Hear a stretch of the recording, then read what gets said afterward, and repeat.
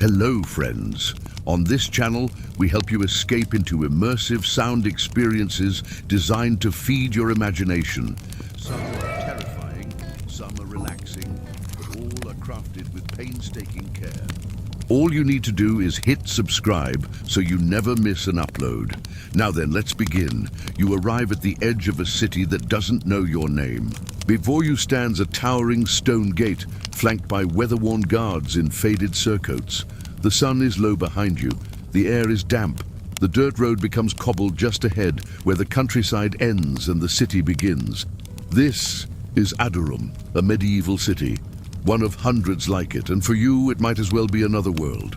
You approach the gate cautiously, the weight of unfamiliarity pressing down. Like a cloak, the guards eye you without warmth. You're not dressed like a townsman. You don't speak like one either. You're already marked as different. One guard raises his hand. Your name, he asks, but it's not a question, it's a ritual. You stammer a reply. Business in the city? You say something vague. Everyone says something vague. The guard doesn't care, he only wants the toll. A coin for the right to pass through. You hand over something small and round. It's accepted without inspection. He nods and waves you through, but not before warning you. Be inside the walls before curfew, or don't be at all. You step forward. The gate looms overhead, wood and iron aged with time and violence. As you cross the threshold, your eyes adjust to the gloom of the narrow entryway. You're not quite inside yet, but you're no longer outside either. A deep clang echoes behind you. The gate is closing, and with it, the country, the trees, and the sky beyond the walls are sealed away. Welcome to Adurum. Your feet strike the stones awkwardly. The ground is uneven, damp, and slick with something you'd rather not name. The narrow road winds forward like a vein through a living body. The city exhales around you. There are sounds, many sounds. You hear wooden carts rumbling ahead, a donkey braying in pain, a woman yelling, "Not at you, not yet, but perhaps soon." A slop bucket is emptied from above, and the splash makes you flinch. You're inside now. But inside what exactly? The buildings are packed shoulder to shoulder. Upper floors lean overhead like gossiping neighbors. The sky is a jagged ribbon above, barely visible between roof lines. The streets are crowded, not just with people, but with presence. A weight in the air, a constant vibration. It smells like smoke and sweat and rot. There's bread baking somewhere, or maybe something burning. There's dung, straw, mud, ale, candle wax, leather, urine, blood, ash. It all mingles into something permanent, something thick, and somehow no one else seems to notice. A boy runs past you, barefoot, laughing. A dog barks from a nearby doorway. A group of women carry baskets on their backs, speaking quickly in a language you don't understand. A man in dark robes stands still, watching you from across the road. Or perhaps he's watching everyone. You feel the air thicken as you walk deeper. Everything is unfamiliar. Everything is too close. Everything feels alive, but not friendly. You reach a small square. There's a well in the center, surrounded by splinters of broken barrels and footprints in the mud. A woman draws water with thick red hands. Her children play nearby, their feet coated in dirt. You watch for a moment. They don't notice you, or they pretend not to. You stand there, not sure where to go. There's no map, no signposts, no welcome. You're just another pair of feet among thousands, another set of lungs breathing borrowed air. A bell chimes in the distance. Its tone is cold. Not time, not celebration. It means something else. You don't know what, but you'll find out soon enough. Adurum is meant to transport you straight to a medieval European city, preferably one that's a little grimy and dangerous. The claustrophobic streets, dim oil lamp lighting, the pervasive feeling of being watched, it's all designed to put you right in the heart of a place that's proudly unwelcoming. And if you ever want to learn more about medieval cities, check out the links in the description. In the meantime, here are a few other places you can visit with your ears alone. In darkest London, Jack the Ripper stalks the gaslit streets, searching for his next victim. Your job is to stay one step ahead of him while solving a series of gruesome murders. Along the way, you'll have to navigate the city's underbelly, interacting with colorful characters like the mysterious blind beggar and the sinister queen of the night. To succeed, you'll need wits, courage, and a keen eye for detail. If you can stay one step ahead of Jack, you might just catch him before it's too late. But hurry, because this chilling adventure will end soon. Don't miss your chance to confront the killer. Make your move on London. A thief has robbed the royal coach on its way to the castle. Now, the king offers a reward for the return of the stolen crown jewels. However, the palace isn't what it seems. It's filled with secrets, lies, and hidden passages. Each room is filled with danger and intrigue, from the queen's chambers to the throne room. The clock is ticking, and you must act fast. Beware of the royal guard. They'll stop at nothing to protect the castle's secrets. Every ticking second brings you closer to the truth. Can you uncover the mystery in time? A mysterious mansion awaits. What secrets lie within its walls? Inside, you'll encounter a cast of eccentric characters, each with their own secrets and motives. As you explore further, you'll discover a web of deceit, betrayal, and hidden agendas. But beware, for danger lurks around every corner. Choose your destination wisely, adventurer. Ambient sounds, gentle wind through alleyways, fire crackling in a hearth, soft footsteps over stone, distant clinking of tools. Narrator, slow, low, immersive. You begin to move again, slowly, almost cautiously. The city doesn't invite you in, it absorbs you. Every step forward feels like you're being swallowed deeper into something ancient and indifferent. The first thing you truly notice, after the noise, is the texture. Everything here is hard, unforgiving, rough. The streets are paved, yes, but uneven. The stones shift under your feet, and gaps between them collect filth and water. Your soles are already soaked, and you haven't walked more than 10 minutes. Your hand brushes a nearby wall. It's cold, damp, and gritty. Moss grows between the cracks in the mortar. The buildings rise around you like cliffs, some made of stone, others of timber and plaster, leaning forward at impossible angles, threatening to collapse in on the narrow alleyways between them. The city breathes, but not cleanly. The smoke is everywhere. It comes from hearths, bakeries, blacksmith forges, tallow chandlers, and 100 other unnamed sources. Wood smoke mingles with the reek of burning hair and boiling fat. It drifts low, clinging to the streets like mist. You find yourself coughing, but no one else seems to notice. Their lungs are used to this. You look up, squinting through the haze. There's barely any sky, just jagged rooftops, wooden beams that reach out toward one another like clasping hands, stone chimneys belching out more smoke, birds circling slowly above, looking for scraps or bodies. Then there's the stench. You smelled it at the gate, yes, but now it's unavoidable. It's not one odor, it's many, a tapestry of rot, sweat, and survival. There's the bitter ammonia of urine, tossed carelessly into the streets from open windows. The sour staleness of spoiled milk, baking in the sun. The sweet, nauseating scent of rotting fruit. The heavy iron tang of blood, probably from the butcher's stall. The wet dog musk of unwashed wool and damp cloaks. The sharp sting of coal soot, and something else underneath it all. Something biological, fungal, human. No one covers their mouth. No one wrinkles their nose. To them, this is normal. To you, it's an assault. The streets are narrow, claustrophobic almost. You brush shoulders with people you didn't intend to.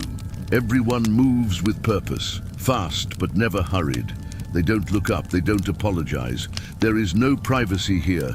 Everything is shared. Air, space, smells, life. You pass a shop with an open front. Inside, a butcher hacks through bones. A splash of blood hits the ground. Flies circle his sleeves. He hums a song, tuneless and content. Beside him, a child sits on a barrel staring at you, chewing a raw piece of something. Next door, a blacksmith's apprentice works the bellows. Sparks fly. The metal glows. Sweat drips from his brow. The heat washes into the street like a wave. You take a step back. Then you realize there is nowhere to step. Everything in this city leans. The buildings lean. The people lean. Even the language seems to lean. A blur of accents, dialects, mutterings, words roll out of mouths like river stones. You only catch fragments. You feel like you've entered not just a new place, but a new gravity. Everything pulls downward, and yet there's a strange beauty in it. The sunlight, what little there is, filters through gaps in rooftops and shimmers off puddles. Children laugh somewhere around the corner. A cat dashes across your path and disappears under a cart. You see a woman lighting candles in a windowsill, murmuring a prayer under her breath. For a moment the city feels real, like it's always been here, like it will always be here. But the moment passes. Someone shoves past you, muttering a curse. A man nearby vomits into a gutter. A bell rings again, sharp and metallic, and your senses return to the smoke, the stone, the stink. Narrator softening. This is your first hour in Adurum, and already the city has left its mark on you, on your clothes, on your skin, in your lungs. You can't wash it off. You can only move forward. Ah, come on, man. Come on. I'm sorry, friend. And we have our first piece of audio drama set in one of my favorite fantasy settings of all time, the city of Adurum, a place where silence is an exotic import and noise is king. It's written by me. Yes, I finally decided to make use of this account and publish my own work. So let me tell you how this came about. The idea for Adurum actually came during the COVID lockdowns. While everyone was inside, locked down in isolation, I was thinking about the stories I wanted to tell and the worlds I wanted to build. And one image came into my head, a crowded, noisy fantasy city full of people, full of life. Not to mock what everyone was going through, but to explore the opposite side of the spectrum, the discomfort of too much sound. What would it be like to live somewhere where there was never a moment of peace? That was my question. So I started to write, drawing inspiration from cities I knew, and imagined writing short pieces, vignettes, if you will, that fleshed out the world a little bit more, stories that could stand on their own, but also added texture and depth to the city. I collected these vignettes together with a few others I'd written, expanded them, and turned them into a setting showcase article, which I originally titled The City Never Sleeps, but later renamed to Silence is an Exotic Import. I reached out to Mike Schleier, who had just taken over Dungeons & Dragons as creative director after Chris Perkins retired. Mike graciously agreed to look at it. In fact, he suggested I expand it and turn it into a full-on adventure. So I did. It took me a couple of years, but I worked with Mike throughout the process, and the result was The City of Adurum, published last year in the Dungeon Masters Guild. It's an adventure designed to be run in a fantasy city, but without explicitly saying that it's Adurum. The reason being, I didn't want DMs to think that they could just drop it into any city. Each section is carefully crafted to fit with the personality of a very specific place, and I wanted DMs to see that, so they had to earn Adurum, so to speak. I put a lot of effort into building this world, not only because I love weird fantasy settings, but because I believe this kind of setting can breathe new life into stale campaigns.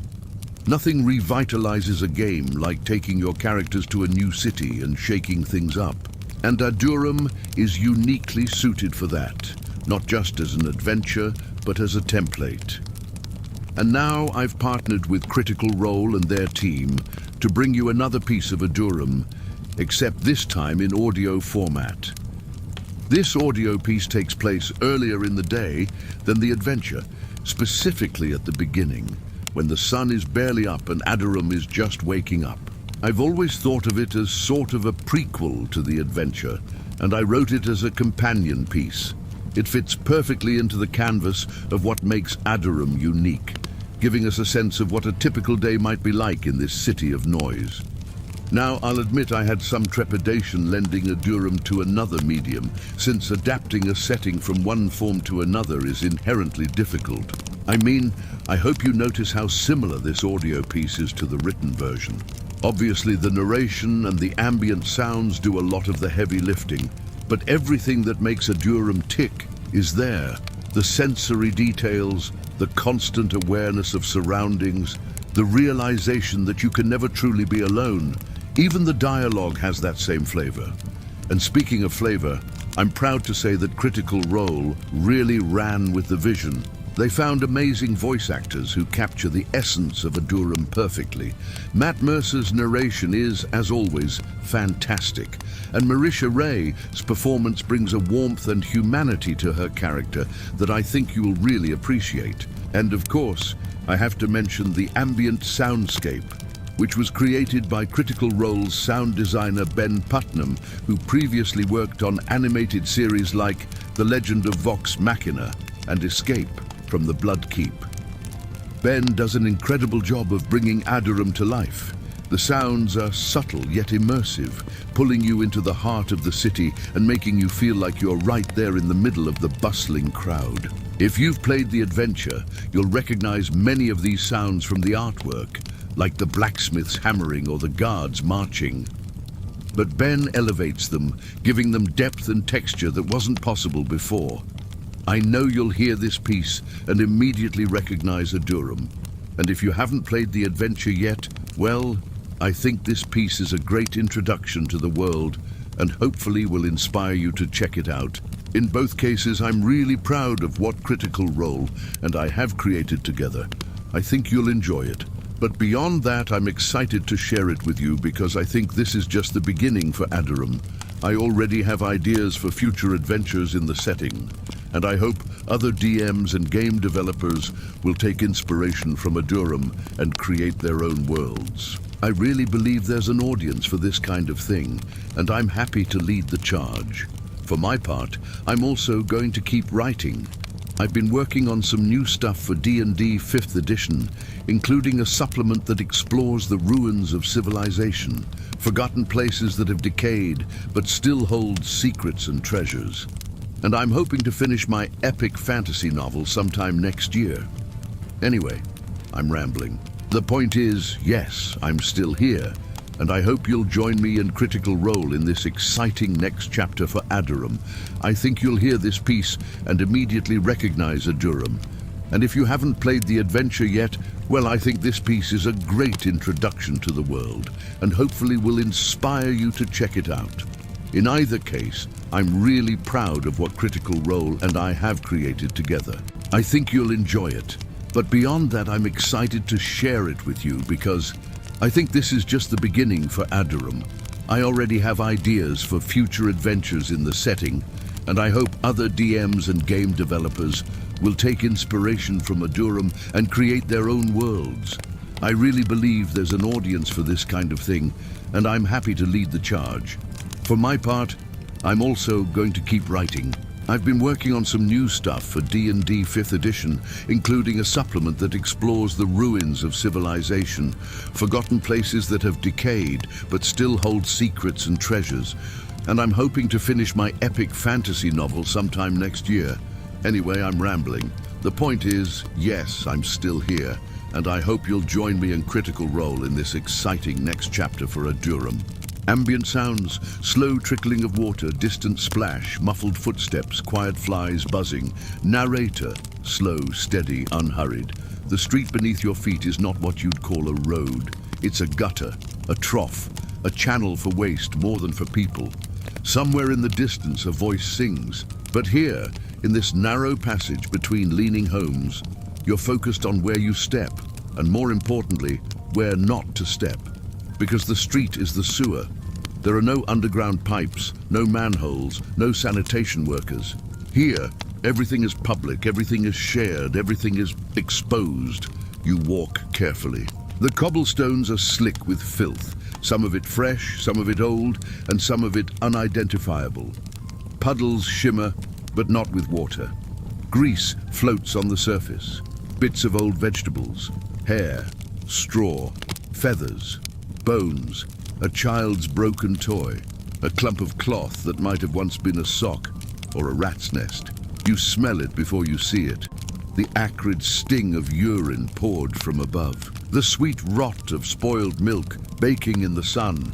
The sharp punch of feces, human, animal.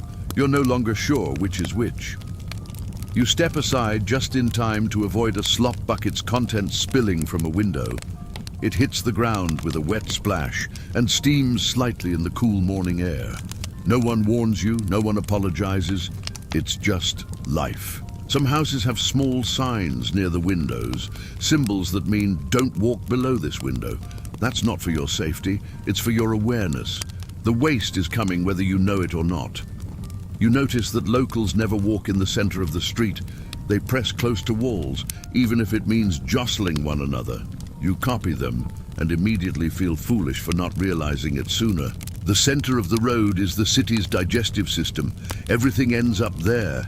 Everything flows downhill, even you if you slip. You pass a pile of hay soaked in something dark. It's not here for comfort, it's here for absorption. Hay is spread outside some shops and homes, not to soften footsteps, but to soak up the ever-present flow of muck. But once it's soaked, it stays. No one removes it. It simply compacts, layer upon layer, until it becomes part of the road itself. Sometimes the hay is set on fire to kill the fleas. Sometimes it just smolders, a thin smoke that curls up through the sludge, stinking of damp rot and burning filth. You cough. And then there are the animals. You thought cities were for people, but the streets of Adurum belong to many.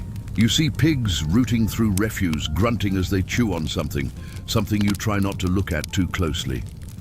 Dogs chase one another through alleys, their fur patchy, their eyes alert.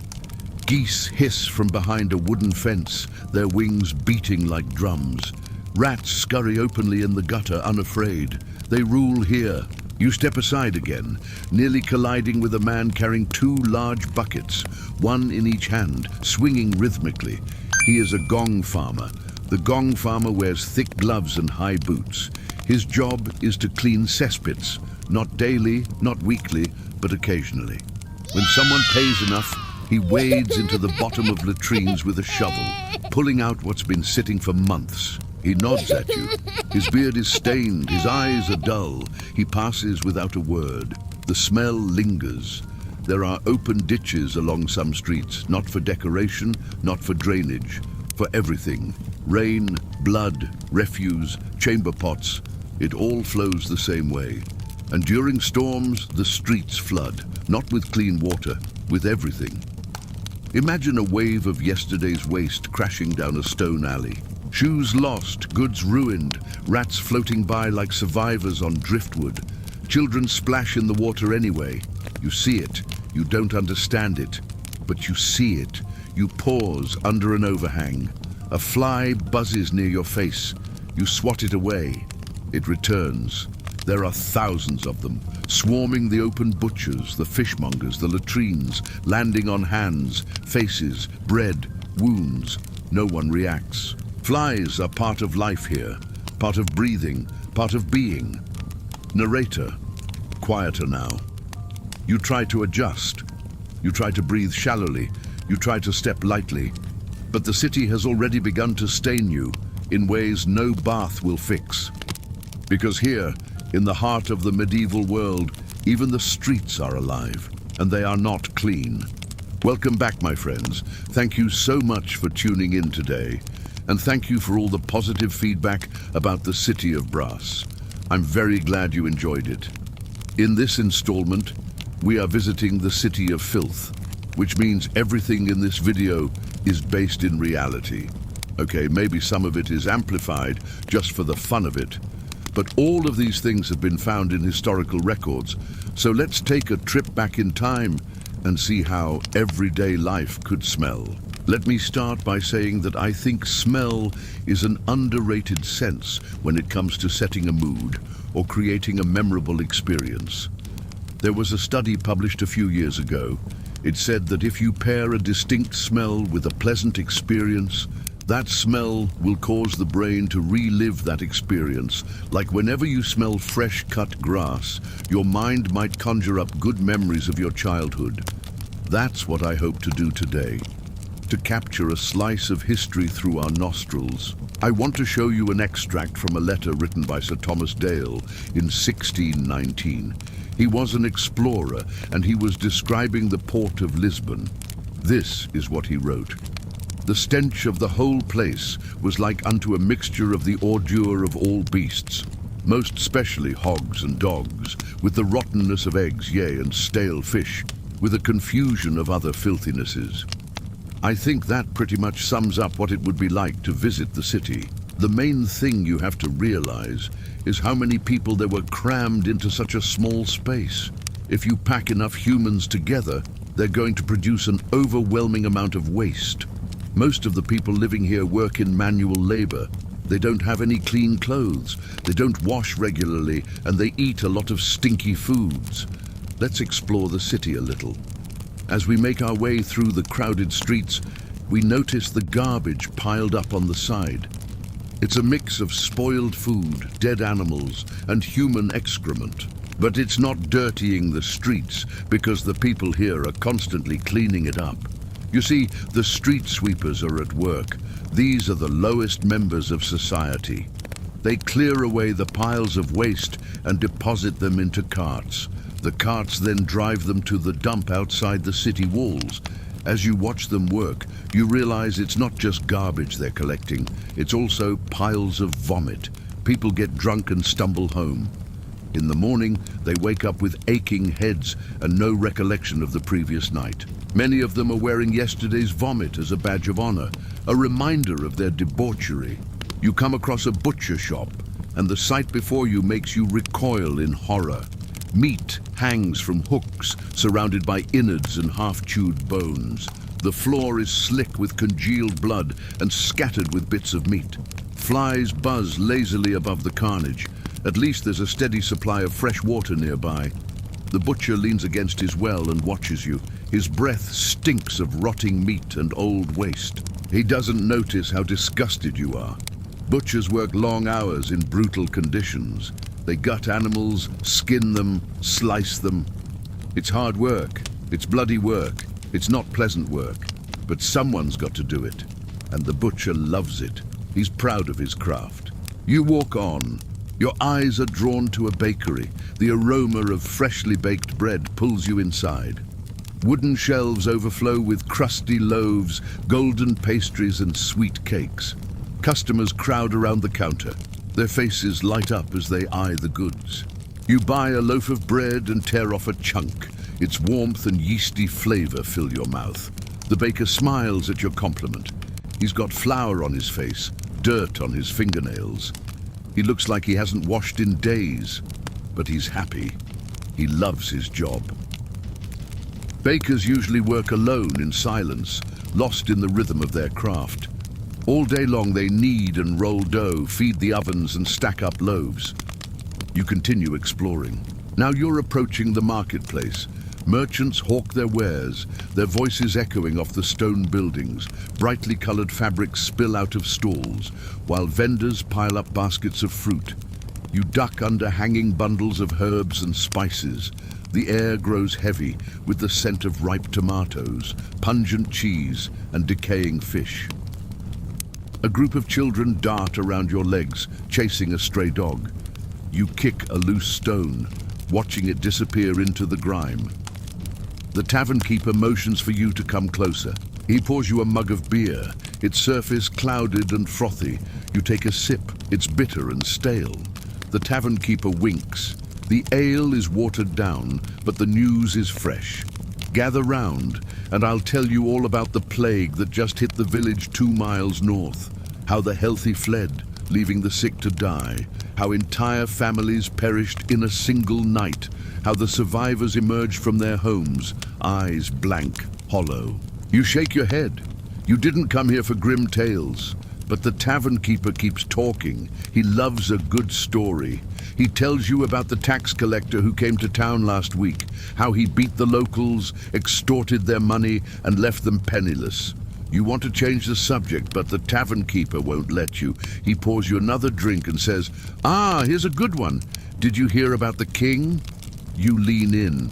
The king is dead. Long live the king. You thought the royal family would bring prosperity to the land. Instead, they fought amongst themselves, squabbling over titles and power. Rumors spread throughout the city like wildfire. People whisper in doorways, point fingers in the marketplace. The king's brother is jealous, they say. He poisoned the royal children. No, it was the queen. She wanted the crown jewels for herself. The king isn't dead. He's hiding, waiting for his revenge. The air crackles with tension. You can feel the unrest simmering beneath the cobblestones. Will it boil over? Nobody knows. But the king or no king, life goes on. It's time to find somewhere to sleep. The best you can do is rent a room in a shared house. You climb a rickety staircase and push open a door. Inside, shadows dance on the walls. Cobwebs drape across the corners. The mattress is lumpy, the sheets dirty, but the stink overwhelms everything. Sweat, urine, decay. It clings to your clothes, your hair, your skin. You can't escape it. You try to sleep, but the stench wakes you. The room is stifling. You push open the window and breathe in the fresh air. For a moment it's sweet, then the wind shifts and brings in the smell of rotting fish. You sigh. Sleep comes easily this time. Your dreams are filled with unspeakable horrors. You wake up screaming, but it's just a dream. Right. You sit up. A woman in the next bed coughs violently. Her breath rattles in her chest. You watch her. She looks terrible. Skin stretched tight over bone, lips cracked and bleeding. She dies. You stay still, waiting for your turn. You've lived in this city for 3 weeks now. You're getting used to the stench of stale urine, the reek of rotting meat, the stench of disease. But you haven't gotten used to the screams. You hear them every night, always in the same places. To bury them, you need to leave the city. It's a graveyard outside the east gate. Men, women and children lie buried in neat rows, their bodies decomposing in the sun. The air hangs heavy with the smell of death and decay. The gravedigger hums a merry tune as he shovels dirt on top of another coffin. He doesn't care about the stench. He's done this job for years. He's good at it. You drop to your knees. You pray for the dead. You pray for yourself. You wonder if you'll ever leave this city alive. Thank you for watching. If you enjoyed this video, I suggest checking out The City of Brass, which is available right now. It's been a blast putting these pieces together, and I hope you're having fun listening to them. Take care. Ambient sounds, bustling crowd, soft bell rings, chickens clucking wooden cartwheels, quiet arguing in the background. Narrator, soft, relaxed, storytelling pace. Follow the flow of feet. It will take you to the market square. You don't need a sign. You don't need directions. The sound guides you, the rhythm of haggling hooves, clinking coins and raised voices. This is the heart of Adurum, the marketplace, where everyone comes to sell, to trade, to lie. It's not one market really, it's many. A street of butchers, a corner for cloth, a shady alley for used tools and stolen goods, a table by the church gate where old women sell eggs and salt. There is no true order, there is only tradition, unwritten but enforced by looks, elbows, and sometimes knives. You stop beneath an awning stretched between buildings. The cloth above your head is patched and stained. Below it sits a table sagging with bread, round loaves blackened at the edges, flat discs of barley, twists of dry cracked dough that look harder than stone. The vendor smiles without smiling. Fresh, he says. You nod and move on. You pass baskets of dried beans, sacks of flour, wheels of sour cheese coated in ash, barrels of apples with more rot than fruit. A man sharpens knives beside a cart loaded with fish. A girl plucks feathers from a chicken still twitching in her lap. A merchant pours honey over burnt almonds, then licks his fingers slowly. Every motion is practiced. Every price is negotiable, and every deal is a test. There are no price tags, no deals of the day. Everything is about what you look like you can pay. You point to a pair. The seller squints at your shoes. You ask for cloth. The seller stares at your hands. You inquire about a book, and the man simply laughs. Reading, he says as though it were a joke. You're not just buying goods here. You're buying status, reputation, safety, the right to ask without being ignored, the right to walk away without being followed. Children dart through the crowd, bumping into legs, pretending to be clumsy. One slips a hand into someone's cloak. No one notices, or maybe no one cares. A beggar stands beside the well, shaking a wooden bowl. He's missing 2 fingers. His eyes are cloudy. People give him nothing. A monk walks by, his robe thick and his feet bare. He carries a small scroll, a tax list. He's not begging. He is counting. Taxes are everywhere. A toll on the gate. A tax on every loaf of bread sold. A tax on salt, pepper, beer, wool, butter, shoes. Even the space beneath your feet has been paid for, rented by the hour from the city. Merchants who don't pay, they disappear, or find their stalls mysteriously burned. And then, of course, there are the tricksters. A man sells miracle potions, vinegar mixed with garlic and river water. He calls it holy elixir. It burns your tongue. It costs a day's wages. A woman sells imported spices that smell suspiciously like crushed weeds. A boy with golden hair tells fortunes with pebbles. For a coin, he'll tell you what you already fear, and someone always is watching. The guard? Perhaps. Or someone worse. You pass a stall with fine fabrics, velvets, silks, lace. Too expensive, but beautiful. A young woman stands behind the table, not speaking. She watches you the way one watches a coin fall, wondering how far it will roll. You smile politely. She doesn't smile back. You move on. By now your purse is lighter, your shoes are dirtier, your mind more cautious. You've bought nothing. And yet, the city has already taken from you time, attention, nerve, narrator, fading slightly. This is not a place of fair exchange. This is survival. And survival always costs more than coin. So we've talked about the things you need to know to survive in a medieval castle, how to handle a siege, how to fight your way to freedom. But you can survive even a medieval siege if you know the right people. Let's talk about the inhabitants of a medieval city. A medieval city, while perhaps smaller than the modern conception of the word, was a large community of people, all trying to get by. For our purposes today, let's look at a hypothetical medieval city named Adorum. Our city of Adorum is a bustling trading center. On any given day, its cobbled streets are filled with merchants and shoppers, workers on their way home, and the constant clamor of street vendors hawking their wares. It's been here for centuries, ever since the local lord decided that this was a good spot for a fair, and then built a chapel, which became a church, which became a cathedral. And yes, Adorium has a cathedral. Because it's a city, you can bet there are plenty of churches. There are chapels and shrines sprinkled throughout, along with at least one mosque if the Moors have been through recently, and maybe a synagogue if the Jewish scholars decide to stick around long enough to build one. We're not here for the houses of worship. We're here to see what else is going on. You start walking down a road and immediately find yourself dodging barrels, crates, baskets, chickens, carts, sheep, pigs, dogs, cats, and the occasional human foot. Keep your wits about you. You don't want to trip over something or fall into a ditch. Because to survive in a medieval city, you need to watch where you're going. And also, don't go anywhere alone. There are pickpockets and cut purses lurking everywhere. In fact, if you didn't notice, the man you passed a moment ago had a knife and was looking at your purse. Just keep moving. You dodge a couple more barrels and round a corner. Up ahead, you see a group of men gathered around a barrel, drinking, smoking, laughing, shouting. 2 women are arguing. A child has wandered too close and just narrowly avoided getting trampled. Someone has just wet their trousers. People are ignoring it. You push past, keeping your head down, and to survive in a medieval city, you absolutely must ignore a lot.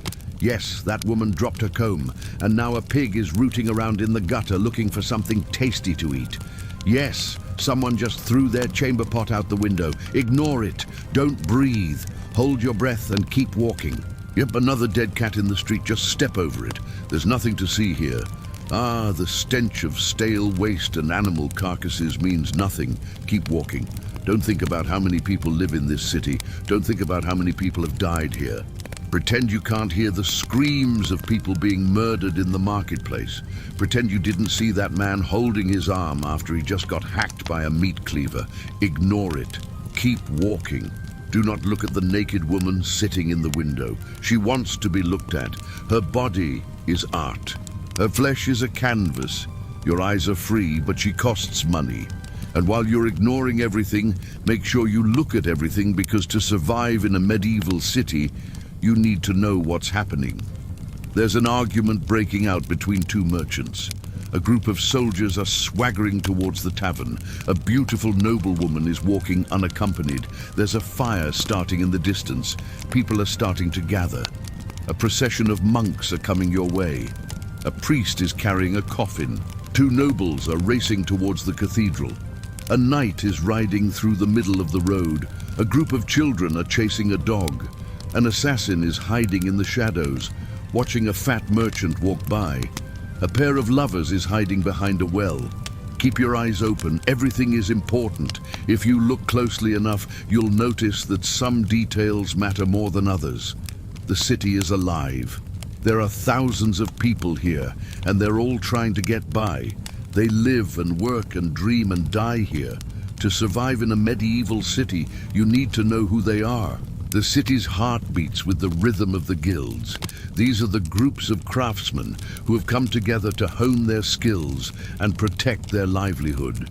You wouldn't dare work as a baker without first serving your apprenticeship under a master baker. And then to continue to practice your craft, you have to follow the rules of the Baker's Guild. They are strict and numerous, covering everything from ingredient quality to price gouging to working hours. But they ensure that the public is protected from unscrupulous or unskilled tradesmen, which makes the guild members very popular among the general population. That is, unless you're not paying your dues or you have a disagreement with the leadership.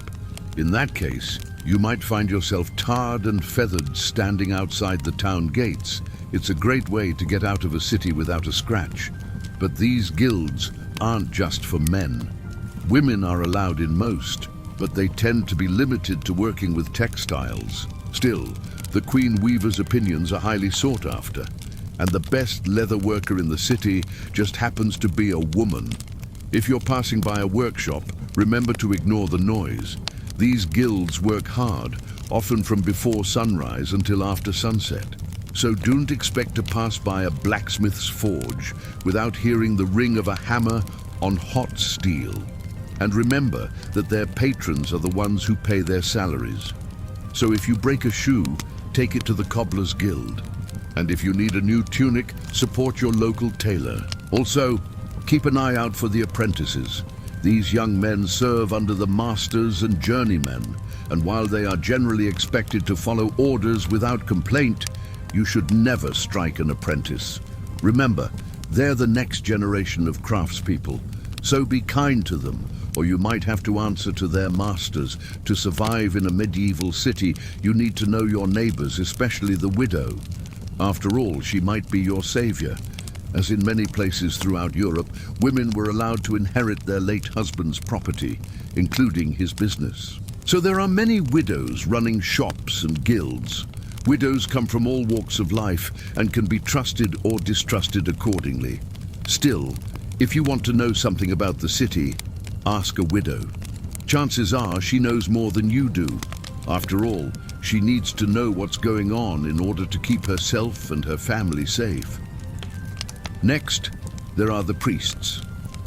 Adorum is a devoutly religious city, which means there are many churches and many worshippers. That also means there are many priests, monks, friars and scribes who do the bidding of the church, and they are everywhere. You will see them walking slowly through the city, carrying holy water, tending the sick, fighting the forces of darkness. Sometimes they are peaceful and quiet. Other times they are boisterous and loud. It's said that one of the best ways to tell a cleric is by the smell. They are almost always covered in incense and holy oils. Follow your nose and you might find God, or maybe just a friendly priest. Either way, priests are everywhere. Listen to them carefully. They are always talking. Sometimes they're whispering secrets. Sometimes they're shouting sins. Either way, listen carefully. Finally, there are the people who live in the shadows. To survive in a medieval city, you have to be careful who you trust. After all, if you say the wrong thing to the king's men, you could end up on the wrong side of the executioner's axe. So you learn to whisper to the innkeeper. Maybe he knows a thing or two. Perhaps he hears rumors in the tavern. But remember, he also has a reputation to uphold. Will he risk his license to help you? Or maybe you need to visit the alchemist.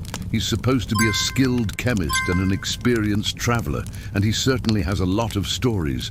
But he also deals in questionable substances. Trust him, and you might find the love potion you desire. Betray him, and you might find yourself poisoned. As you weave through the crowds of Adorum, you realize that survival in a medieval city requires knowing who to trust. So listen carefully to what people say and what they don't say. You might just save your life. This has been the last episode in this series. Check out the series playlist for links to previous videos, and please consider liking this video and subscribing to this channel. And if you really want to support the production of strange and unusual historical educational content, check out our support page. Thank you. Thank you. Thank you. Ambient sounds, heavy footsteps, chains rattling in the distance, low murmuring voices, a quiet town crier's bell. Narrator, calm, cold clarity. You've been careful. You've watched where you step. You've listened more than you've spoken. You've tried to blend in, but even so, it may not be enough. Because in this city, what ruins you isn't always what you do. Sometimes, it's what you say, or what you wear, or where you walk, or what you forget. And once you break the rules, even unknowingly, you're not a visitor anymore. You're a suspect. Let's begin with the laws you never knew existed. There are rules against walking after curfew. You don't know when curfew starts. There are no clocks, only the ringing of the night bell. Sometimes at sunset, sometimes a little after. If you're caught on the street once it tolls, without a torch, without a letter of business, you'll be detained. First-time offenders might be fined. Second-time offenders might be beaten. Third-time offenders, they vanish. There are rules for what you wear. Sumptuary laws. They dictate what colors you're allowed to wear, what fabrics, what trims, what shoes, whether your belt is plain or jeweled. Wool is for laborers, linen is for skilled men, silk is for the wealthy, velvet is for God. If your clothes suggest more wealth than your face, that's suspicion. Pretending to be someone you're not is more than impolite, it's fraud. Then there are the spoken crimes, blasphemy, slander, sedition, insulting the wrong family. You may think you're being clever or even funny, but the city doesn't laugh. Words are recorded by witnesses, often anonymously. Whispers become accusations. Accusations become charges. Charges become sentences. And once you're accused, the burden is on you to prove your innocence. The punishments are memorable. The pillory. Your head and hands locked in place for a day or more, exposed to the public. Spat on. Mocked. Hit with rotten food. Or worse. The stocks, legs bound tight, circulation cut left in freezing rain or scorching sun. The whipping post, usually in the square, for all to watch. A loud, theatrical lesson. And for greater crimes, branding, mutilation, execution. The city is not subtle in its justice. Justice here is meant to be seen. You walk past a wall covered in notices. Some bear names. Some bear images, crude, hand-drawn faces. Wanted for debt, accused of heresy. Missing wife of the tanner. Stolen goose, reward offered. Truth doesn't matter as much as allegation. If your name ends up on the wall, you're already guilty in most eyes. There is also law beyond the written, custom. You didn't bow to a priest. You spoke while a guildmaster was talking. You ate before saying the right words. You walked into the wrong tavern on the wrong street. You used the wrong hand when accepting bread. None of this is illegal. All of it is punishable. You might appeal to the city guard, but the guards serve two masters, coin and silence. A bribe might buy you a day. A word from the wrong noble might end your life by nightfall. You might seek mercy in the church. But the church has its own courts, its own prisons, its own graves. Narrator, soft, slow. The rules are not meant to protect you. They are meant to contain you, to measure your place, to remind you you are not free. You are here on borrowed breath. And at any moment, someone may decide to take it back. This is the sound of a city waking up. It's a symphony of steel on steel, wood on wood, humanity on humanity. Do you hear it? Can you feel it? Good. Then you understand part of what it means to work. But have you considered what it might mean to be worked? Let me tell you about a city where the people work as if they were machines. A city where every second counts, every drop of sweat is earned, and every breath is a victory. So let's start with the basics. How does such a place function? Well, let's begin with the rising sun. That's your cue. That's your alarm clock. For some, sleep is a luxury they can't afford, so they rise with the first hint of dawn. Others, well, they don't have the luxury of a bed to sleep in, so they just doze where they can. But for all of them, the day starts now. And in this city, the day is a machine without an off switch. So once you start, you don't stop. Not really. The city is built on layers. At its heart, there's the furnace, the fire that drives everything. This city thrives on industry, on the constant churning of gears and wheels, on the hiss of steam and the clang of hammers. Blacksmiths here work in conditions that would melt most men's resolve. The air is thick with smoke, and the embers reflect in their sweat-streaked faces. Iron is their lifeblood, and they shape it with muscles corded with effort, with sinews that sing with strain. This is where the first cogs turn. These men and women are the engine's pistons, pumping out tools and weapons that make this city turn. Now look around you. Do you see those houses? Each brick laid is a testament to human endurance.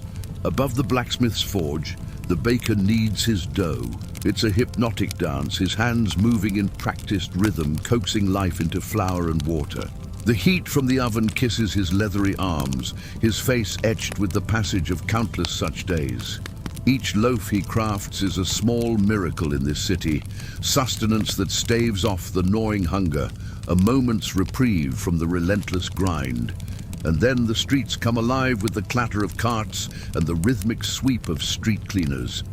These men and women are unsung heroes, clearing the path for the city's ceaseless churn. Their brooms dance across the cobblestones, sweeping away the remnants of yesterday to make way for today's grime. Have you ever held a broom and swept the dust of a busy street? It's an endless task. Ask any street sweeper, and they'll tell you the rhythm of the city is in the sweep of their broom, the heartbeat of industry echoing in their aching shoulders. Here, time is a tyrant. It demands obedience from every citizen. Children as young as 8 are already learning the city's harsh lessons, taking on tasks that would test the mettle of any adult. They scavenge, they gather, they help out, all to keep the city's engine turning. But this city isn't just about work. It's about survival. Survival against the odds, against hunger, against the biting wind, against the indifferent gears of the city itself. In this world, charity is a rare commodity. Trust is a luxury. Self-reliance, a virtue. People here form bonds forged in the crucible of shared struggle, and family becomes a fortress, a shield against the city's indifference. Poverty is a constant companion in these parts.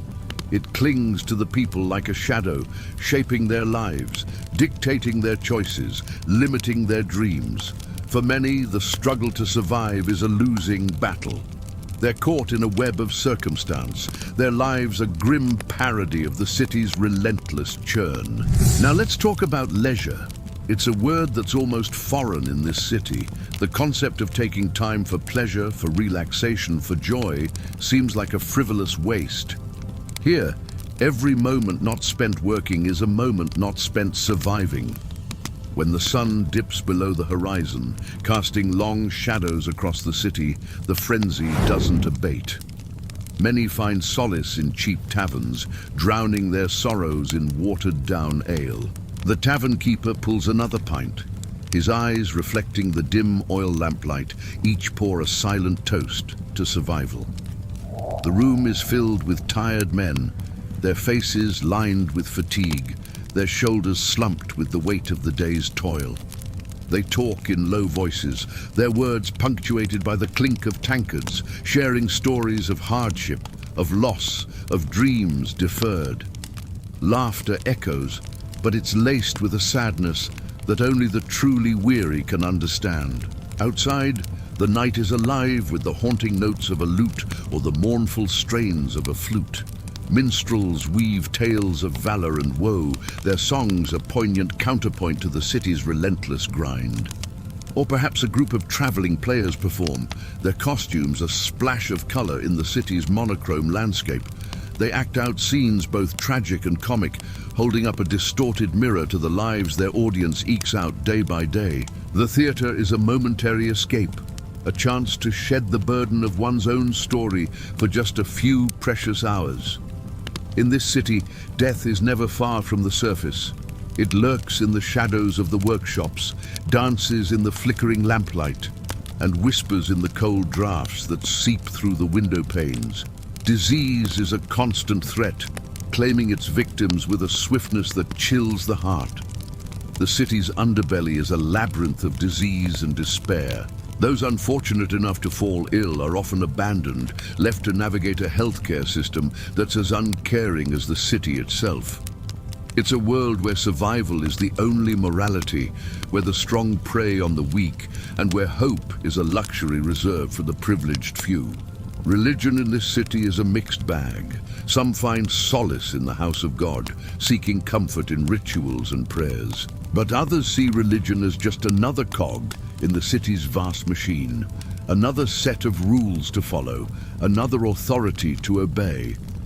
They attend services not out of devotion, but out of a sense of obligation, seeing God as a distant observer rather than a compassionate father. There are those who have lost faith entirely, who see the city's hardships as evidence of a cruel indifference, a cosmic joke played on the human condition. To them, the idea of an all-powerful deity is nothing but a comforting lie. Education in this city is a privilege, a luxury afforded only to the fortunate few. For most, the streets are their classroom and life itself, their textbook. The city's harsh realities are their teacher, its challenges their curriculum. They learn the value of hard work, the art of negotiation, and the necessity of self-reliance. Theirs is a practical education, a crash course in survival.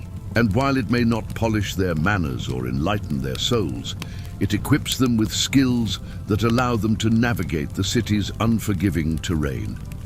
So to sum it up, life in this city is a gamble, a high-stakes game where the odds are stacked against you. It's a world where the pursuit of fortune and the struggle for survival are one and the same. It's a city where the machinery of industry chugs along, fueled by the sweat and sacrifice of its people.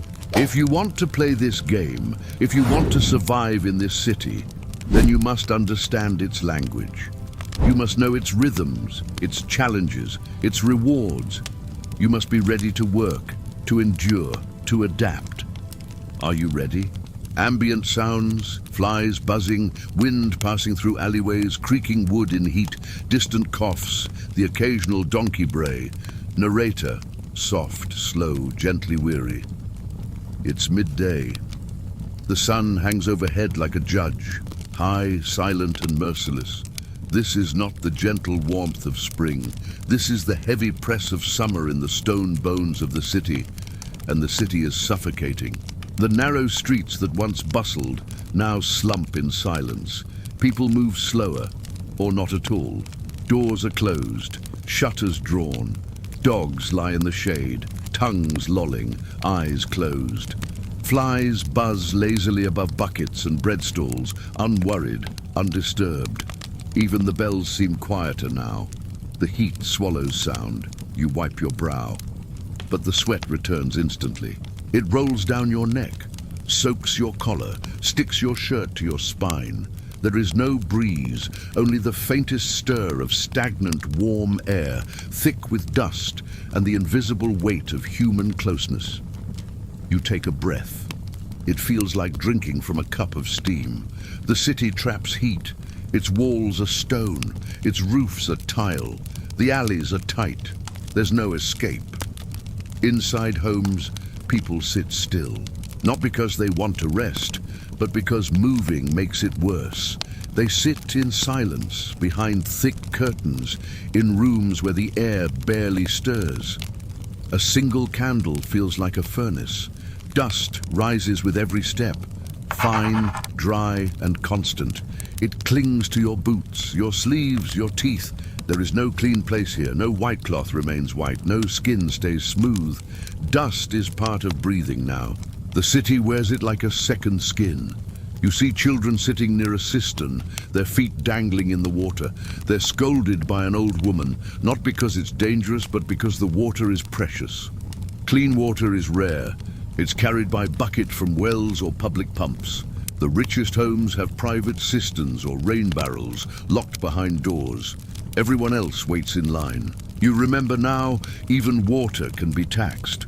Some people cover their heads with cloth, others carry bits of greenery, sprigs of mint or lavender, to sniff when the air becomes unbearable. A few chew cloves to ease dry throat. Many simply endure. You pass a man sitting on a barrel, fanning himself with a broken plate. He doesn't look up. He's conserving energy. Work slows. The blacksmith lets his forge rest. The baker opens the door, hoping for wind. Vendors sit in their stalls with glassy eyes. Even thieves pause. For now. There is no shade in the marketplace, no umbrellas, no canvas wide enough to matter. The sun owns the square, and the square obeys. You step into a narrow lane, hoping for shadow. Instead, you find the air even thicker, trapped between walls that reflect and hold the heat like a kiln. Someone throws a bucket of water onto the stone, not to clean, not to bathe, just to cool it. The water sizzles and steams. Narrator, quiet, contemplative.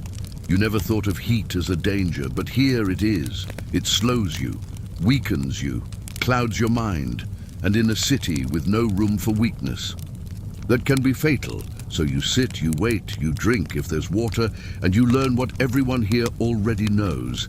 In Adurum, even the sun is a predator. This is the sound of a city waking up. It's a symphony of steel on steel, wood on wood, humanity on humanity. Do you hear it? Can you feel it? Good. Then you understand part of what it means to work. But have you considered what it might mean to be worked? Let me tell you about a city where the people work as if they were machines. A city where every second counts, every drop of sweat is earned, and every breath is a victory. So let's start with the basics. How does such a place function? Well, let's begin with the rising sun. That's your cue. That's your alarm clock. For some, sleep is a luxury they can't afford, so they rise with the first hint of dawn. Others, well, they don't have the luxury of a bed to sleep in, so they just doze where they can. But for all of them, the day starts now. And in this city, the day is a machine without an off switch. So once you start, you don't stop. Not really. The city is built on layers. At its heart, there's the furnace, the fire that drives everything. This city thrives on industry, on the constant churning of gears and wheels, on the hiss of steam and the clang of hammers. Blacksmiths here work in conditions that would melt most men's resolve. The air is thick with smoke, and the embers reflect in their sweat-streaked faces. Iron is their lifeblood, and they shape it with muscles corded with effort, with sinews that sing with strain. This is where the first cogs turn. These men and women are the engine's pistons, pumping out tools and weapons that make this city turn. Now look around you. Do you see those houses? Each brick laid is a testament to human endurance. Above the blacksmith's forge, the baker kneads his dough. It's a hypnotic dance, his hands moving in practiced rhythm, coaxing life into flour and water. The heat from the oven kisses his leathery arms, his face etched with the passage of countless such days. Each loaf he crafts is a small miracle in this city, sustenance that staves off the gnawing hunger, a moment's reprieve from the relentless grind. And then the streets come alive with the clatter of carts and the rhythmic sweep of street cleaners.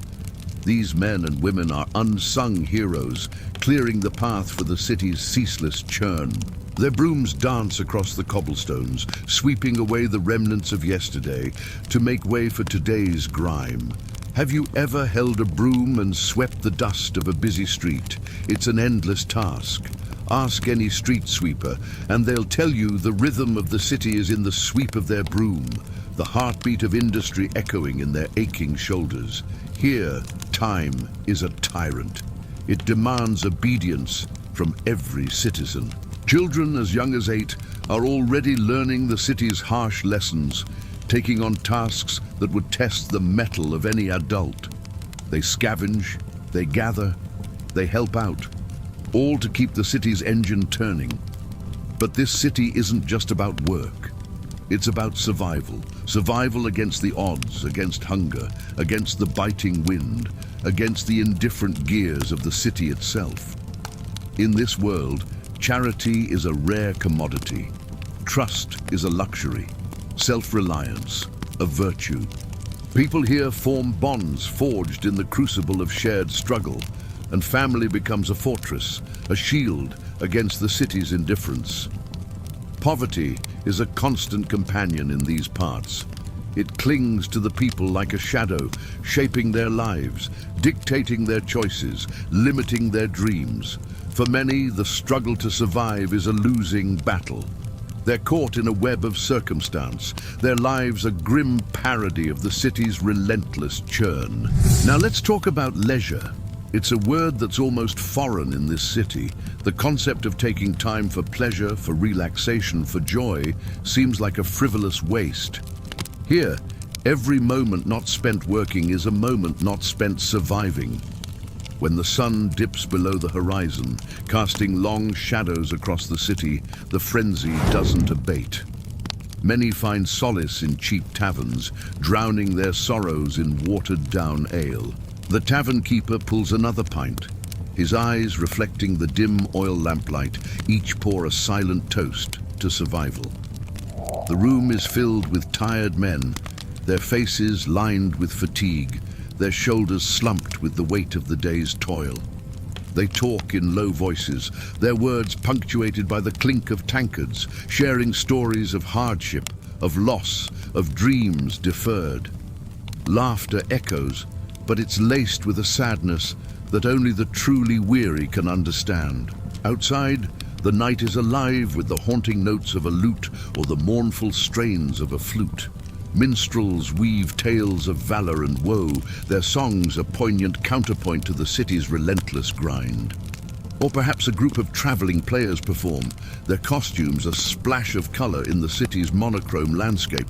They act out scenes both tragic and comic, holding up a distorted mirror to the lives their audience ekes out day by day. The theater is a momentary escape, a chance to shed the burden of one's own story for just a few precious hours. In this city, death is never far from the surface. It lurks in the shadows of the workshops, dances in the flickering lamplight. and whispers in the cold drafts that seep through the window panes. Disease is a constant threat, claiming its victims with a swiftness that chills the heart. The city's underbelly is a labyrinth of disease and despair. Those unfortunate enough to fall ill are often abandoned, left to navigate a healthcare system that's as uncaring as the city itself. It's a world where survival is the only morality, where the strong prey on the weak, and where hope is a luxury reserved for the privileged few. Religion in this city is a mixed bag. Some find solace in the house of God, seeking comfort in rituals and prayers. But others see religion as just another cog in the city's vast machine, another set of rules to follow, another authority to obey. They attend services not out of devotion, but out of a sense of obligation, seeing God as a distant observer rather than a compassionate father. There are those who have lost faith entirely, who see the city's hardships as evidence of a cruel indifference, a cosmic joke played on the human condition. To them, the idea of an all-powerful deity is nothing but a comforting lie. Education in this city is a privilege, a luxury afforded only to the fortunate few. For most, the streets are their classroom and life itself, their textbook. The city's harsh realities are their teacher. Its challenges their curriculum. They learn the value of hard work, the art of negotiation, and the necessity of self-reliance. Theirs is a practical education, a crash course in survival. And while it may not polish their manners or enlighten their souls, it equips them with skills that allow them to navigate the city's unforgiving terrain. So to sum it up, life in this city is a gamble, a high-stakes game where the odds are stacked against you. It's a world where the pursuit of fortune and the struggle for survival are one and the same. It's a city where the machinery of industry chugs along, fueled by the sweat and sacrifice of its people. If you want to play this game, if you want to survive in this city, then you must understand its language. You must know its rhythms, its challenges, its rewards. You must be ready to work, to endure, to adapt. Are you ready? Ambient sounds, slow church bells, faint Latin chanting, soft echoes of sandals on stone, rustling robes, flickering candles. Narrator, hushed, reverent tone. The city belongs to many, to the merchants, to the guilds, to the guards. But above all, it belongs to the church, not in theory, in truth, because religion isn't just a belief here. It's a presence, a structure, a routine, a law. The first thing you hear each morning? The bell, not a clock, a call to prayer, to duty, to order. And when you lie down at night, you hear it again. You're not alone. Not ever. God is watching, and so is his church. There are churches on every corner. Some are grand, towering things of carved stone and stained glass. Others are little more than wooden huts with a cross nailed crookedly above the door. Inside, darkness, incense, statues, shadows. A single candle flickers in the gloom. A pew creaks beneath a widow's knees. A priest whispers in Latin, not for you, not for the people, but for God. You don't understand the words. You're not meant to. Saints are everywhere, painted on walls, carved into fountains, hung above beds. Saints for illness, saints for teeth, saints for pigs, saints for travelers. Saints for not dying today. Some people carry relics, pieces of bone, cloth, a fragment of a nail. Real? No one knows, but everyone believes, or at least pretends to. You see a child kiss the doorframe of a chapel. You see a man cross himself 5 times before stepping into the street. You see a woman muttering prayers as she stirs soup, not to flavor it, but to protect it from demons. There is a prayer for every task, a ritual for every fear, a gesture for every silence. And yet, beneath it all, you sense something deeper, something quieter.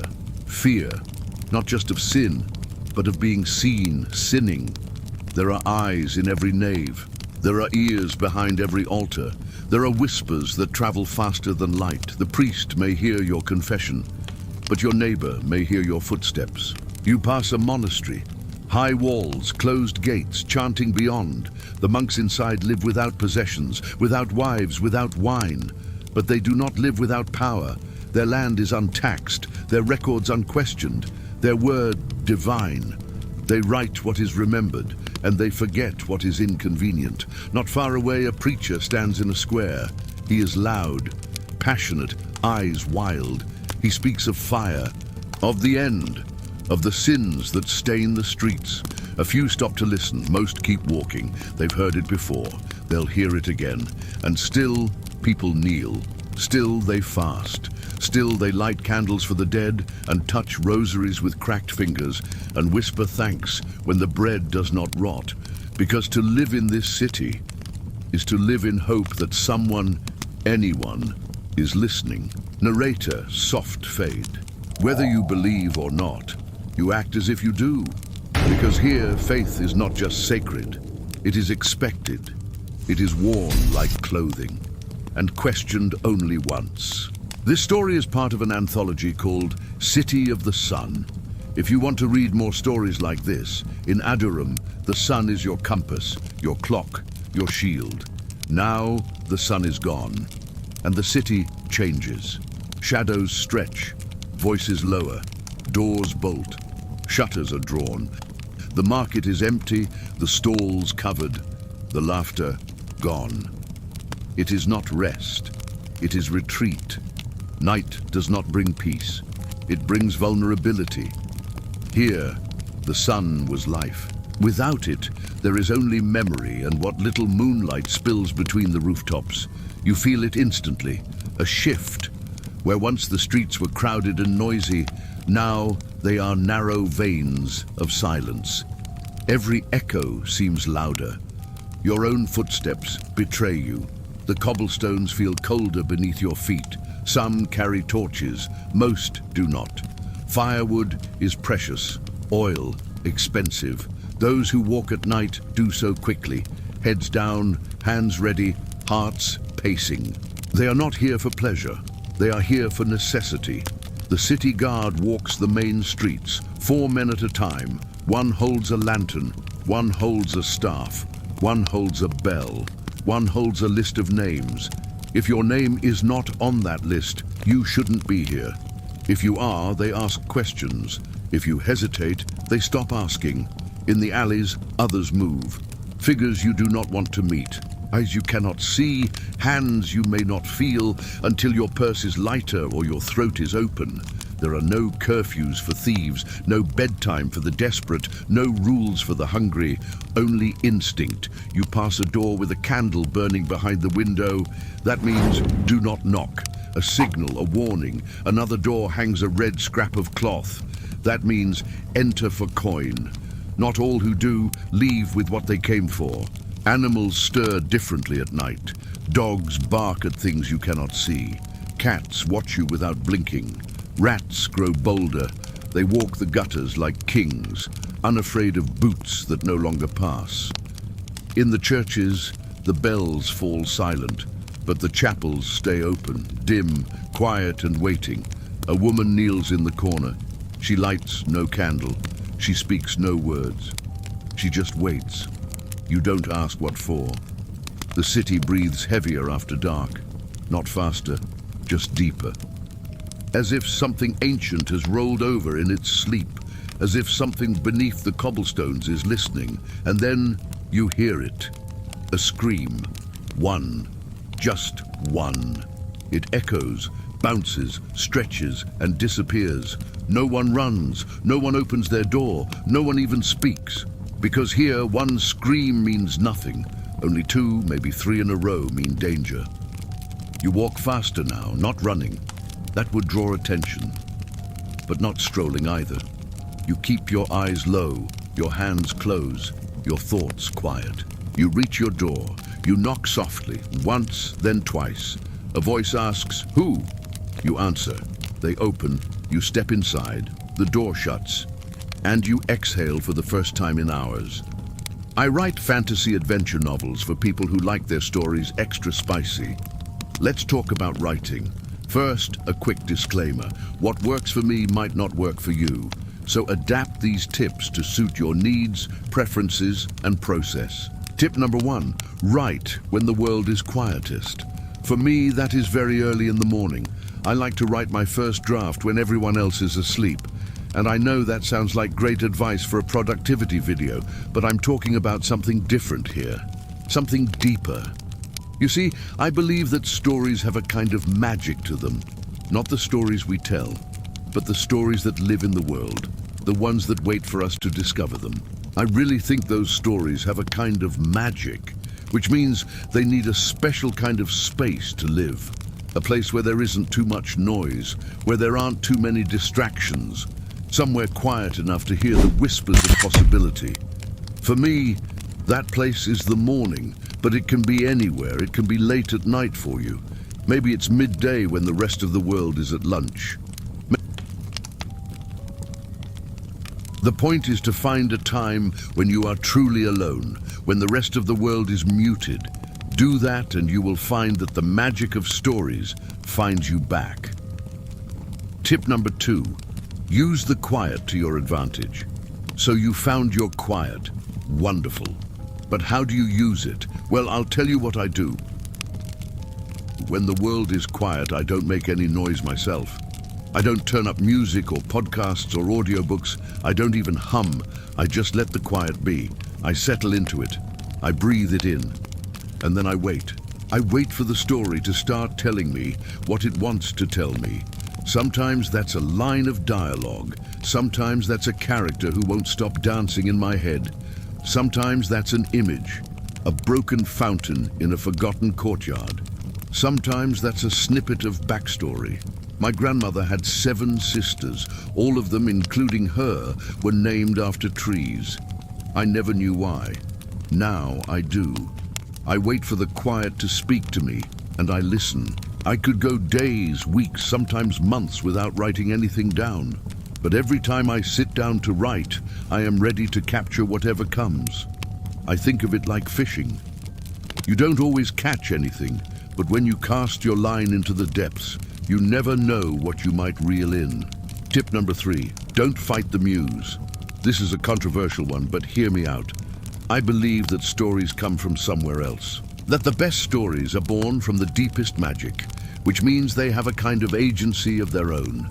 They push and pull, they lead you where they want to go. And the better you get at listening, the better your stories become. Of course, we writers need to do more than just listen. We need to plan and structure and revise. That's what turns raw potential into a finished book. But in the beginning, the most important thing is to get out of your own way. Don't try to force the story into some predetermined mold. Don't try to write the kind of story you think you should write. Don't try to honor your outline. Honor the story instead. And trust me, this doesn't mean that the story will be perfect. Sometimes you'll follow it in the wrong direction. Sometimes it will lead you to places you didn't expect or want to go. But that's okay. That's part of the process. Just keep following the story. Even if it leads you into the unknown, even if it takes you places you've never been before, even if it makes you face your deepest fears, keep following. Trust the story and trust yourself to figure it out. And finally, tip number 4. Remember that magic is real. Magic is real. Not always obvious, but always present. Stories are magic. The quiet is magic. Finding the story is magic. Being a writer is magic. Don't ever forget that. And while you're listening to this, I'm guessing you're a fellow magic seeker, someone who believes in the unseen forces that shape our lives. Good. Know this, we are more alike than different. We are more connected than we are separate. And that means you can help me spread a little more magic into the world. I put links to some wonderful organizations in the description below. They help readers find new stories, help writers connect with their readers, and help both of us help each other. Follow those links, and together we'll bring a little more magic into the world. Thank you for listening.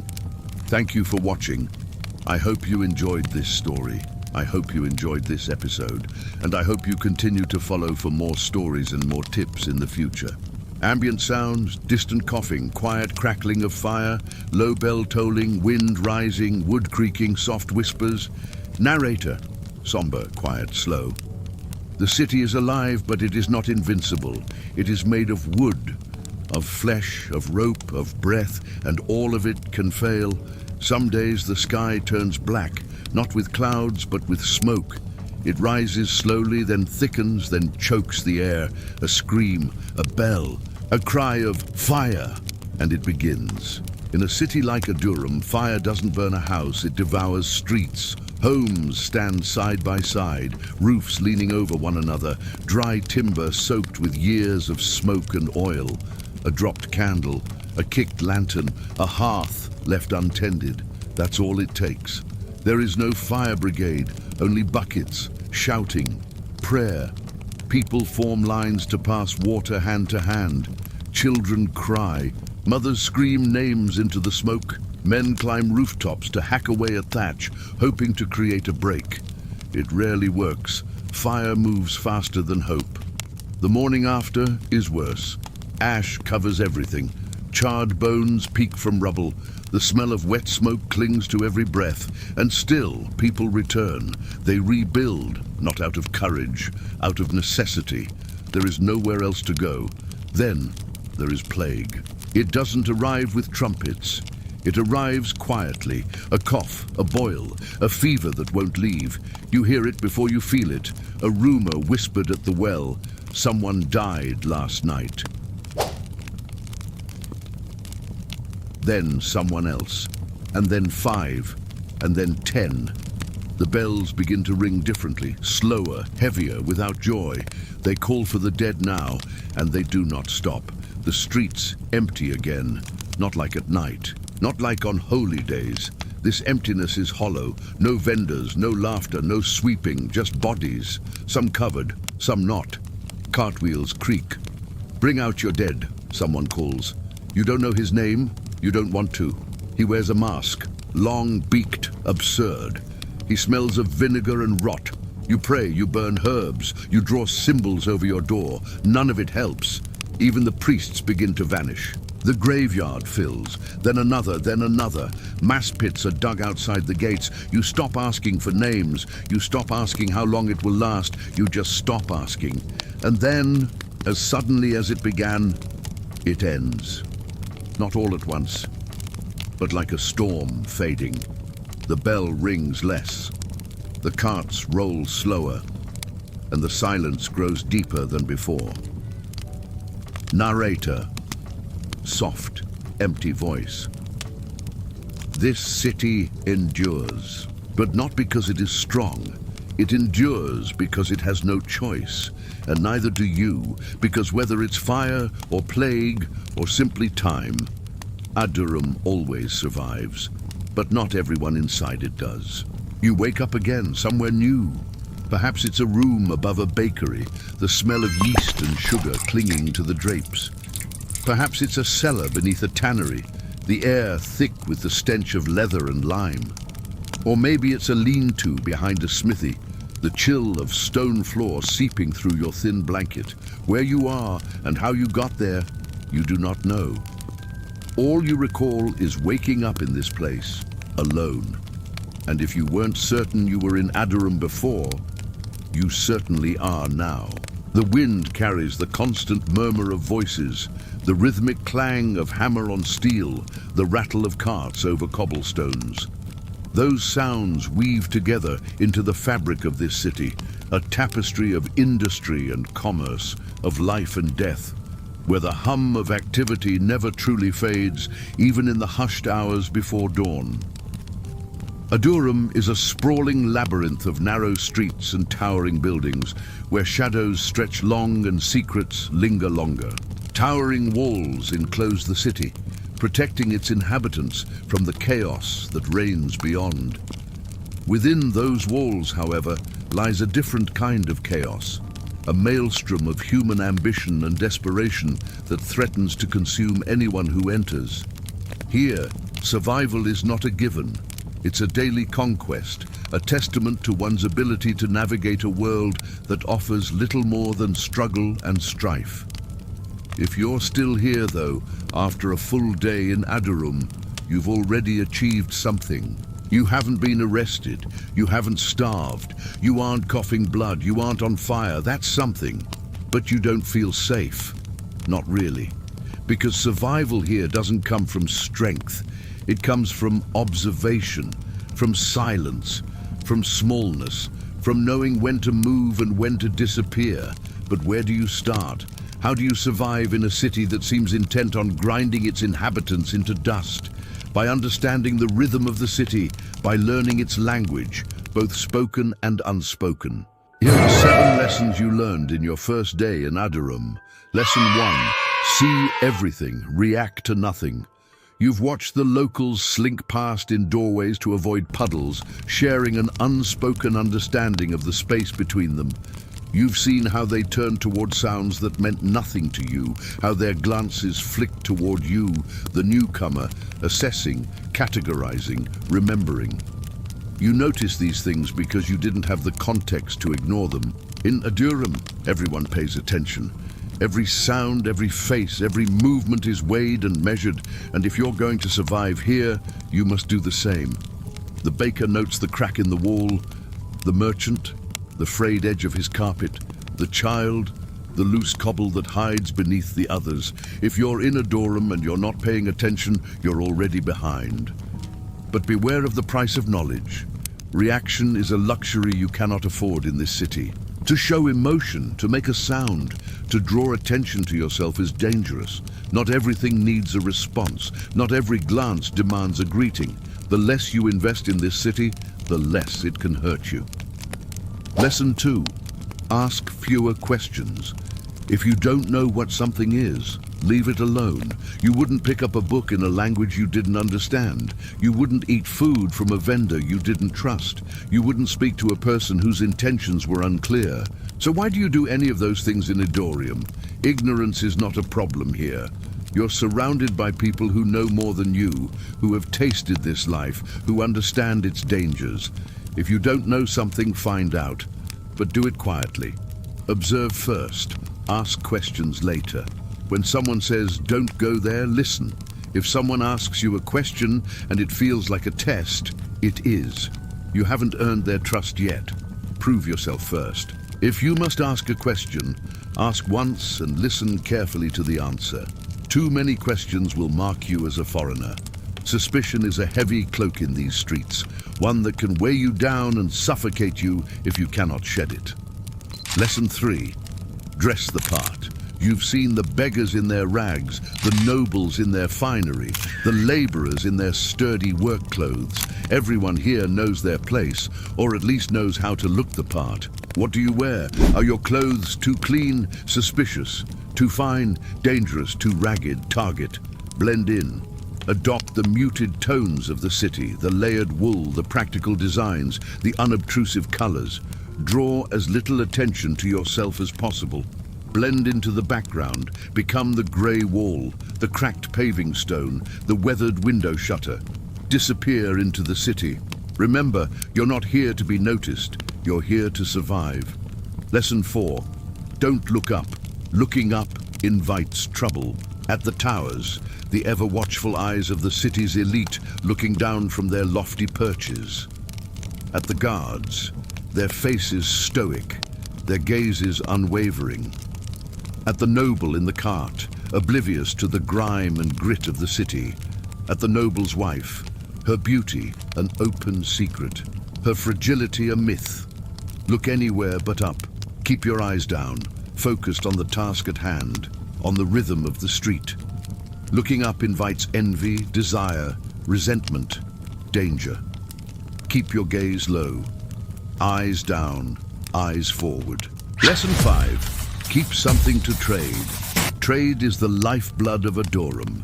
The exchange of goods, services, information, favors, even lives. You have something to trade. Not always coin, though that is useful. Sometimes bread, when hunger gnaws at your belly and hope withers on the vine. Sometimes an old nail, a sturdy hinge, a bit of string. Anything that holds value in a world where survival often hinges on the most tenuous of exchanges. Value is flexible in Adorum. It bends to the whims of necessity. Having nothing, however, is dangerous. If you can't give and can't offer, the city might take something anyway. Keep something to trade. Keep something to give. Keep something to barter away. For in Adorum, the only constant is change. Lesson 6, learn a name. Names hold power in Adorum, the ability to forge connections, to establish familiarity in a sea of faces. Learn a name, not a powerful one, not a name that will open doors, but a quiet one. The old woman who sells salt, the boy who carries water, the priest who looks the other way. Someone who might vouch for you, should you be questioned. Someone who might say, he's with me. This is not friendship, it's insurance, a life raft in a storm. For in Adorum, knowing a name is knowing a piece of the puzzle. It's recognizing a thread in the tapestry of the city. It's understanding a fraction of the melody that plays on the wind. Lesson 7, sleep light. Sleep is a luxury in Adorum, a time when the city's grip loosens, but its presence remains. You learn to sleep light, with one eye open, one ear attuned to the slightest sound. If you have a room above a bakery, in a cellar, beneath a tannery, or a lean-to behind a smithy, lock the door, sleep with your boots near, with your coins hidden, with a second exit planned, because even in dreams, the city demands vigilance. For in Adorum, even sleep is a gamble. Even rest can be treacherous. You never know who's watching, who's waiting, or what the morning will bring. Someone might decide they don't like your face, your presence, your very existence in their city. And in Adorum, you can be moved fast. You survived another day in Adorum, that's something. But remember, survival is not a goal here. It's a process, a rhythm, a performance. One mistake won't kill you, but two will be enough. So stay quiet, stay small, stay forgettable, and you just might live long enough to try it all again tomorrow. Ambient sounds, early morning stirrings, a distant rooster, soft church bell, faint footsteps, wind rustling wooden shutters. Narrator, slow, tired, softly grounded. The city never truly sleeps. It waits, breathes, resets, and now it begins again, the second day. If you're lucky, you wake in the dark, before the sun, before the bells, before the heat and stink and fear return. Your joints ache. Your back protests, your mouth is dry, but your eyes open. That's more than most. The city outside your door sounds the same. Carts creaking, a dog barking, a child shouting, a pail slamming against stone. And yet, everything feels slightly heavier. Because now you know. You know where not to walk, who not to speak to, what not to look at, when to say nothing. Knowledge is survival here, but it is also wait. You step outside, the air is cold but not clean. The ground is damp, the dust returns to your boots instantly. Someone passes you without a word, eyes forward, hands hidden. You nod just slightly. They do not nod back, but they remember you. At the market, bread is slightly harder. At the forge, the hammer falls more slowly. At the chapel, the candle burns a little lower. Nothing changes here. And yet, everything does. The face of the beggar has changed. The color of the guard's cloak is darker. The child who sold pears yesterday is gone today. No one mentions it. A merchant tells the same joke as yesterday, word for word, beat for beat. You smile anyway. So does he. Pretending is part of the rhythm. You stop at the well. You see someone watching you, not with hostility, just curiosity. They nod. You nod back, and just like that you exist. A little more than you did yesterday. Not safer, not welcomed, just noticed. You sit at the edge of a wall, a small piece of bread in your hand, a few coins in your pouch, a bruise on your shoulder from being pushed earlier. And still, you're here. That is the most anyone can ask for. The sky is grey again. The bells ring. Somewhere, someone dies. Somewhere, someone is born. And somewhere, a stranger steps through the city gate for the very first time, just like you once did. They look around. They wrinkle their nose. They ask a question they shouldn't, and the city turns its gaze toward them. Narrator, quiet, final. Adurum does not remember you. It does not care who you are, or what you lost, or what you hoped for. It only remembers your footprints, your breath, your weight, and tomorrow it will remember a little less. But for now, just for now, you have survived. You are still here, and in this city. That is enough.